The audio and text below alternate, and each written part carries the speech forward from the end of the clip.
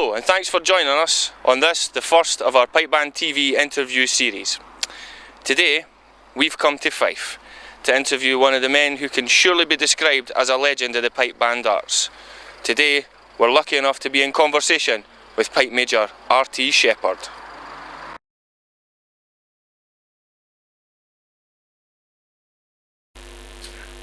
So, Bob Shepherd MBE, many thanks for joining us on Pipe Band TV. Now, there's a lot to discuss in terms of your business here, your history in pipe bands, judging, ideas for development into the future. When I was looking at this and doing a wee bit of research about the whole thing, and yourself in particular, one thing seemed to run through it as a common thread, and that was this idea of innovation. Now, whether that's with Dysart, musically, with the way you were teaching, whether it's how you developed the business here, innovation seems to come over repeatedly as a thing that drives you. So, with that in mind as a concept, can you take folk who maybe aren't so much aware of it through the history of what you achieved in the mid-70s through with Dysart? Because I think innovation seems to be the watchword. Would that be true? Right, okay. Well, I don't know as much innovation, but basically I'll tell you the story. In the 60s, go back a few years, in the 60s, the pits started to close down around about this area.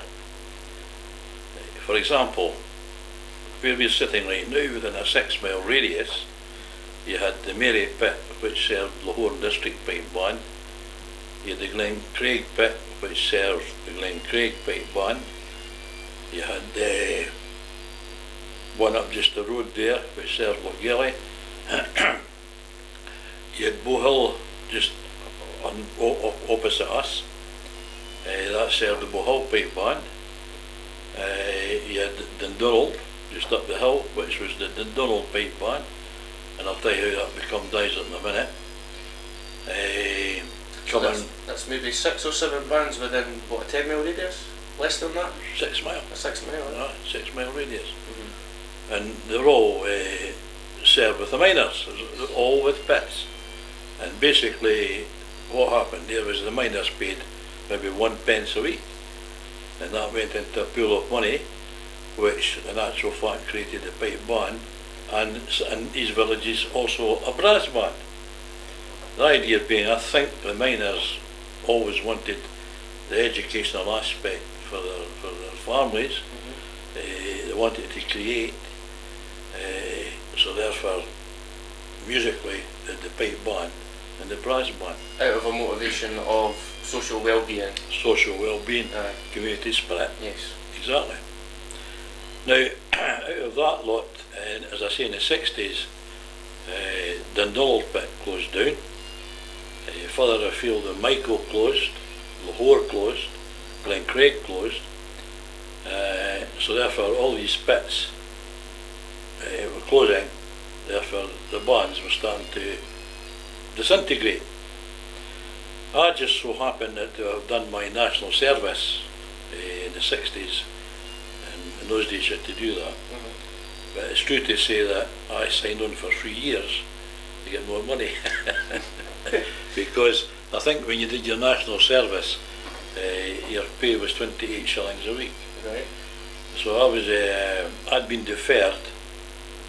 That meant that I'd been serving an apprenticeship, and instead of going at 18. So the motivation is partly financial, but also to get a skill. That's correct. Aye.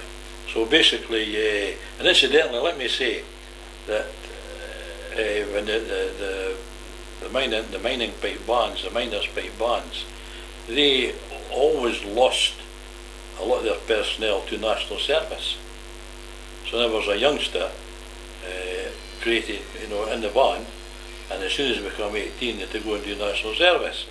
So that was a 2-year break. So bands had to keep perpetuating, and again, if you take that to modern times when people moan about creating youngsters and then losing them, So that happened. But anyway, to get back to the story, I went into the army, did 3 years because I decided to get married. I wasn't prepared to live off 28 shillings a week. So therefore, I got married, went into the army, and when I come out, tragically my mother had died at a very young age, so I was at a crossroads, and at that time there was a band named, it's quite a famous band, the Pearl River Pipe Band in Canada, and they attracted a lot of personnel from this area, mining communities, because the pit's closing down. And so people moving to Canada anyway, yep. And partly with that motivation. Yep. And that's possibly, I might get wrapped across the knuckles for saying this, but that was possibly the start of the Simon Fraser, and right. around about way. Yeah. In terms of that imparting the knowledge. That's correct. Of how to do this thing properly. Because you're talking back in the 60s. Yes. And you have people like Pride, Edinburgh, Jimmy Yardley, and from this area, from my own band, you had my own mates, Ian Johnson, Jim Walker, whose son emigrated back and is now the lead drummer in Edinburgh, the Edinburgh band with, what do you call it, Edinburgh City. Oh, City of Edinburgh? City Edinburgh, aye. I'm thinking also though, I mean, is Reid Maxwell not from this part of the well, world? Well, you're in front of me. You're in front of me. I was going to come to that one. So basically, trying to keep on track, I'm another guy for rambling. So basically, we're in the 60s now. I'd come out of the army, the band and bands had disintegrated, and a local guy from Dundonald who was named James Davison, who was nicknamed Diamond Davison, come to me and says, look, Bobby says, I want you to, we've probably been the pipe major of Dundonald, you see. And I said, oh, I don't know. I said, I'm, just back. And I'd go off the subject there. My mother had died, come out of the army, and I decided to go to the teaching. So I'd been accepted to Murray House to do a 2-year course to become a teacher. Maths, is that right? Yep, aye. So basically, there I was interested in pipe bands always, but at the same time, no ambition to think about progress or what the future was going to hold. It was very much a hobby. Very much a That's hobby. That's a word I'm not always comfortable with dealing with this. Well, no, hobby it was at the time, right? 100%, you're right. So basically, Diamond come to me and said, look, the band's just a bit kaput, but he says I've got the chance of making an alliance with the Francis pit, Dysart, you see. So therefore, hence the name is going to become Dysart and Dundonald. Yes, Francis is a colliery, or was a colliery, that was closed later in the Scargill era, with the big strikes. By that time it was a functional pit, as was Seafield, just doing the coast, Kirkcaldy. So all of a sudden, in 1966, I'd done my 2 years at Murray House, I'd come out and started teaching at Berlingray, and I was given the task, this Dysart and Dundonald. I say this flippantly, I think Diamond had really committed a wee bit of fraud because he had said, we take over our band, there wasn't a band there, you see. So I had to help out. So basically, there was myself and my brother and one other guy called Jim McFarlane, who actually works for me doing here.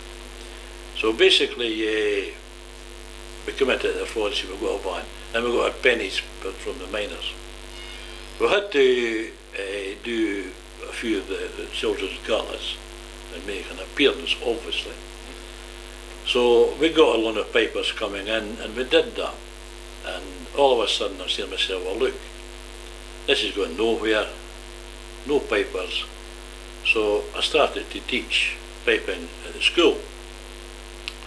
At that time the headmaster, Mr. Gray, Wally Gray, he gave me permission to start the band. Now, just to put this in context, at that time, was there any kind of teaching programme in the schools in Scotland at all? No. So this again, this is what I'm coming to about innovation, right? Because that's an important fact, because don't let me forget that when I come to it, because that's really very important. So basically I started to teach 8 o'clock in the morning, before 9 o'clock, lunchtime and at night time. And we started, got a few youngsters interested, and one of the guys that come out of that teaching programme was Coffee, Reed Maxwell. I mentioned Simon Fraser a bit before, but the fact is that there was these lads, these youngsters, and we started a novice band, with the whole intention being, of course, to feed Dysart and Dundonald.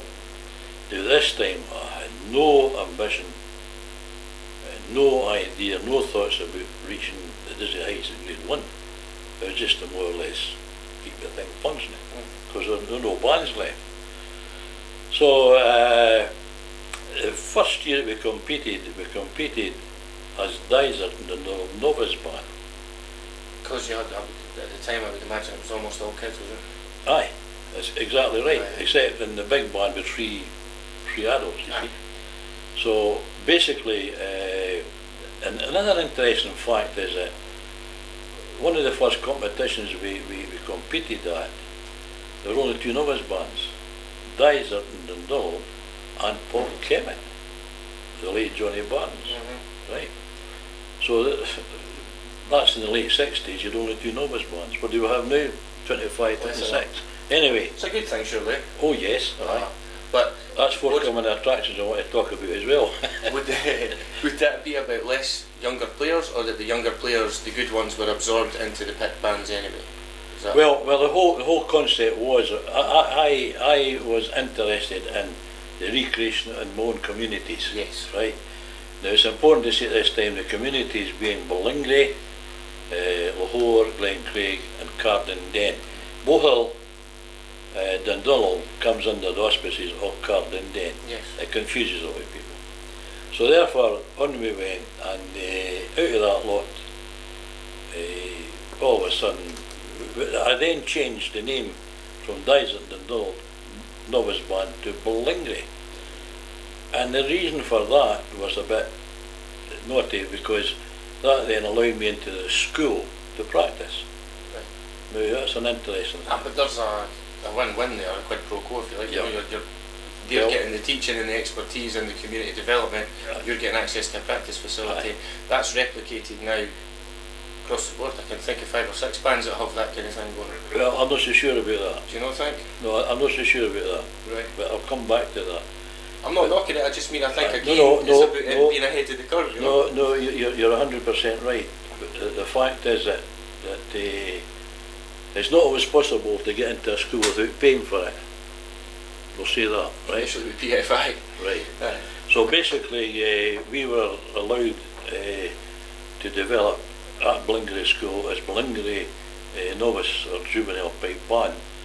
And what that did was bringing the communities together. Because by this time 1 or 2 had matured and older ones, and the drumming was being taught by Willie Bell and James King. So therefore the deal was that there were no paid instructor, but it was in the school. So Dysart and Dundonald started to practice one night in the school as well, because they were teaching the drumming, you see. Now, there was the situation with Ballingray School and Dysart and Dundonald, and operated as one band really, but the 2 names to get the use of the school. Dundonald always had a wee band hall itself, but it was beginning to be in a state of disrepair. So we'd practice in Dundonald, practice in Ballingray. Now the big trouble was that 60s, late 60s, not many people had cars and things, no even mums and dads. It's one of those awkward distances where it's 5 minutes in a car and exactly almost an hour to walk in. And these days it meant 2 buses. Yes. You know, it's only 4 or 5 miles. You had a route from Ballingray to Dunfermline, you go off at Logelly and you jumped on what we called the Kirkcaldy bus down to Cardenden. So eventually we raised, over this time I was getting a lot of support from some mums and dads. No money, but mums and dads were selling bingo tickets. Starting to do the fundraising actively. The fundraising, you see. And Mr. Gray, the headmaster, was excellent. Allowed this, that and the next thing. So I actually got a hold of a van, a sort of a transit van, and we're using that to ferry them up and down for the practices, you know. And then, for example, you're talking about one of the famous sons, Reed Maxwell, Coffee. I always gave them nicknames. He was Coffee for obvious reasons. Maxwell, you know, Coffee. And I used to come down and pick him and a few other youngsters at Cardenden and bring them up to Blingrey at 4 o'clock. And they practiced at 6, and then the big band would come in. So that's how it developed. But no thoughts about where it would ever go, you see. So I think we had our first competition as Dysart and Dundonald, 8 pipers and 3 drummers and bass and tenor, around about 1968. In fact, I've got a book with my brother did this, and it tells you the actual, you know, the dates and what the band did, but I'll not bother going too much into that. So basically, that was the start of it, and I always like to say this, 1977, which was less than 10 years, won the World Pipe Band Championship.